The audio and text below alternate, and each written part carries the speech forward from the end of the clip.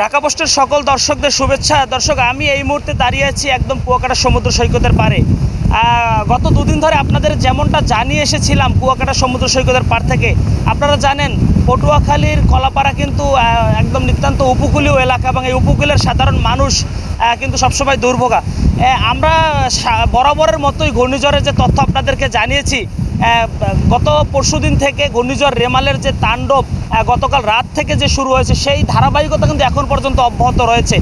যদিও কিছুটা কমেছে কিন্তু তেমন বেশি কিন্তু কমেনি।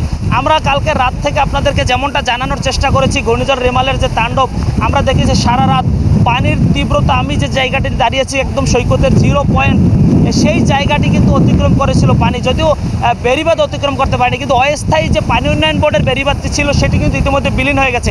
আমি যদি আপনাদেরকে একটু দেখানোর চেষ্টা করি, এই যে দেখতে পাচ্ছেন এইদিকে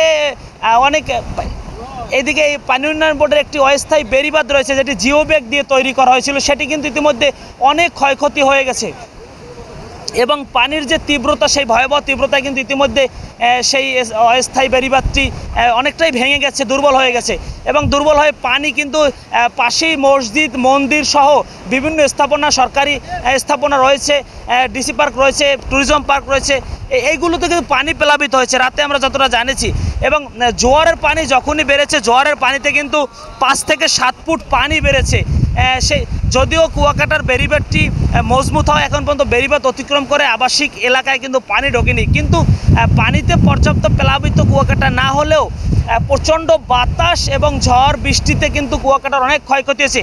ইতিমধ্যে কুয়াকাটার বিভিন্ন জায়গায় ব্যাপক গাছপালা পড়েছে, ঘরবাড়ি ভেঙেছে এবং হতাহতের ঘটনা ঘটেছে। আমরা যদিও এখন পর্যন্ত শতভাগ শিওর হতে পারছি না যে কী পরিমাণ ক্ষয়ক্ষতি হয়েছে। তবে আপনাদেরকে আরও একটি বিষয় জানিয়ে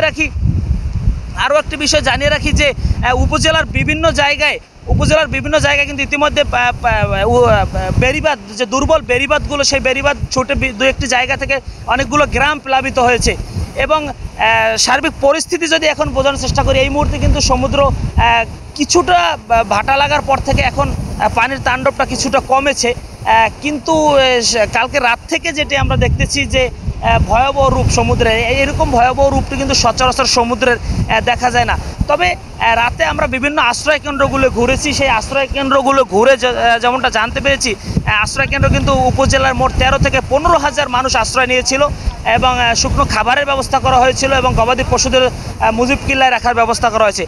এবং সকাল সকাল আমরা দেখেছি যে সেই আশ্রয়কেন্দ্রগুলো ছেড়ে আবার মানুষ, কাঁচা পাকা ঘর রয়েছে তাদের ঘরগুলো ক্ষতি হয়েছে রাতে, সেই ক্ষয়ক্ষতির ঘরগুলো তারা বাড়িতে ফিরে গিয়েছে এবং চেষ্টা করছে।